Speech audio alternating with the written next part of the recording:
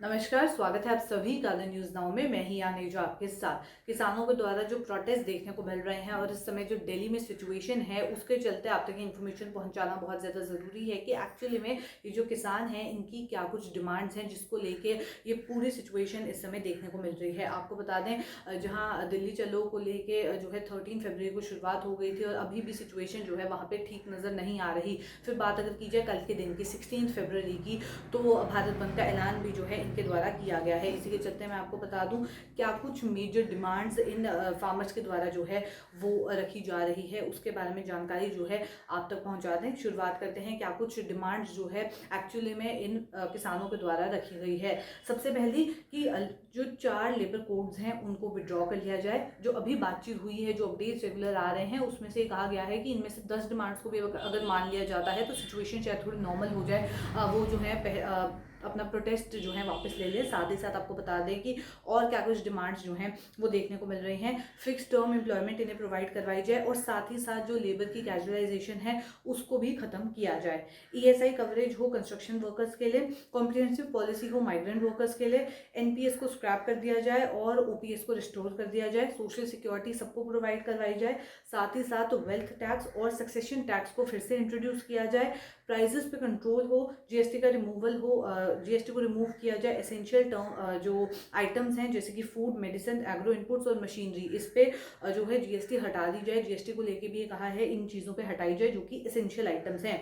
उसके अलावा आपको बता दें नेशनल मिनिमम वेज जो है 26,000 पर मंथ की रखी जाए। साथ ही साथ जो पब्लिक सेक्टर एंटरप्राइजेस की प्राइवेटाइजेशन है उसको रोका जाए। जो फंडामेंटल राइट्स हैं उसमें जो राइट टू वर्क है उसको भी इंक्लूड किया जाए।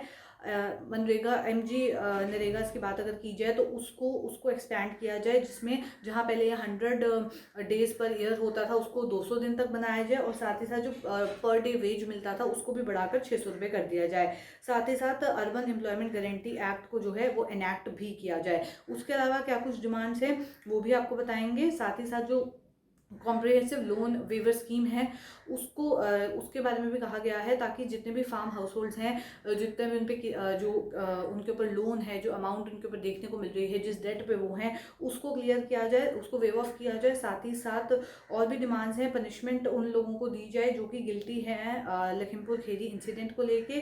साथ ही साथ comprehensive public sector crop insurance scheme सभी क्रॉप्स के लिए हो। साथ ही साथ आपको बता दें और भी जो कुछ डिमांड्स हैं वो रखी गई हैं। इलेक्ट्रिसिटी टैरिफ में कोई भी इंक्रीज ना हो, ना ही स्मार्ट मीटर मैंडेट जो है न्यू इलेक्ट्रिसिटी बिल के तहत देखने को मिले। साथ ही साथ 300 यूनिट फ्री जो है बिजली के प्रोवाइड करवाए जाएँ फार्मिंग के लिए, डोमेस्टिक यूज़ के लिए और दुकानों के लिए।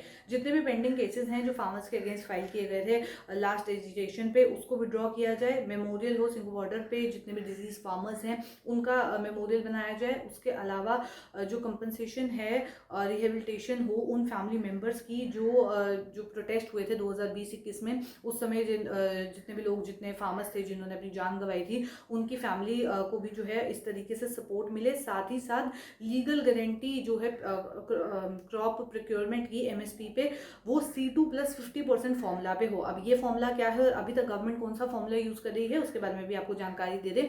ये तो बात रही कि इनकी क्या कुछ डिमांड्स थी। साथ ही साथ आपको बता दें कि एक डिमांड ये है कि इसमें C2+50 फॉर्मूला को यूज़ किया जाए, जबकि जो करंट फॉर्मूला जो यूज़ किया जा रहा है वो A2+FL फॉर्मूला है जो कि एमएसपी पे आने का एक तरीका है। इस फॉर्मूला में क्या होता है कि जितनी भी पेड आउट कॉस्ट है जो कि फार्मर के द्वारा इनकर की जाती है और जो वैल्यू है फैमिली लेबर की वो भी सारे फार्मर के द्वारा इनकर की जाती है। एमएसपी जो है फिक्स्ड है, एक लेवल एटलीस्ट जो 1.5 टाइम्स है सारी पेड आउट कॉस्ट में। ऑल वेटेड एवरेज जो है कॉस्ट ऑफ प्रोडक्शन में देखा जाता है, पर ये चाहते हैं कि फॉर्मूला जो है वो C2+50% किया जाए। C2+50% क्या है? कॉम्प्रिहेंसिव कॉस्ट, जिसमें इम्प्यूटेड कॉस्ट ऑफ कैपिटल भी जो है वो इंक्लूड हो और साथ ही साथ जो फार्मर की अपनी लैंड पे रेंट है उसको भी इंक्लूड किया जाए। ये एक ऐसा फॉर्मूला है, ये जो फॉर्मूला के ऊपर बात चल रही है कि अभी कौन सा यूज़ किया जा रहा है और ये कौन सी डिमांड कर रहे हैं, एक ऐसा फॉर्मूला है जिसपे फार्मर्स प्रोड्यूस जो करते हैं वो गवर्नमेंट के द्वारा प्रोक्योर किया जाता है, गवर्नमेंट एजेंसीज के द्वारा। एक पर्टिकुलर एमएसपी पे आने का तरीका क्या है, उसके लिए जो फॉर्मुलेशन रहता है, किस तरीके से वो कैलकुलेट करते हैं, उसको लेकर लेके जो है इसमें मेंशन किया गया है, तो इस फॉर्मूला को वो चेंज करने के लिए कह रहे हैं। साथ ही साथ मिनिमम सपोर्ट प्राइस को लेके भी जो है इसमें कहा गया है क्रॉप्स के लिए एक एमएसपी जो है वो स्पेसिफिक की जाए। ये कुछ मेजर डिमांड्स जो हैं वो देखने को मिल रही हैं। कंपनसेशन देखने को मिले, साथ ही साथ आपको बता दें लैंड एक्विजिशन एक्ट 2013 को लेके भी कहा है कि कंपनसेशन जो है लैंड जो कि गवर्नमेंट के द्वारा अलग अलग प्रोजेक्ट्स के लिए ले ली गई है उसके लिए भी डिमांड की जा रही है, और कह रहे हैं कि 10% डेवलप लैंड का रिजर्व जो है वो इनकी फैमिलीज के लिए किया जाए। तो ये कुछ डिमांड्स जो हैं वो देखने को मिल रही हैं किसानों के द्वारा। तो चलिए फिलहाल के अपडेट में इतना ही। ऐसे और अपडेट्स लेके फिर मुलाकात करूंगी। अभी के लिए दीजिए इजाज़त, नमस्कार।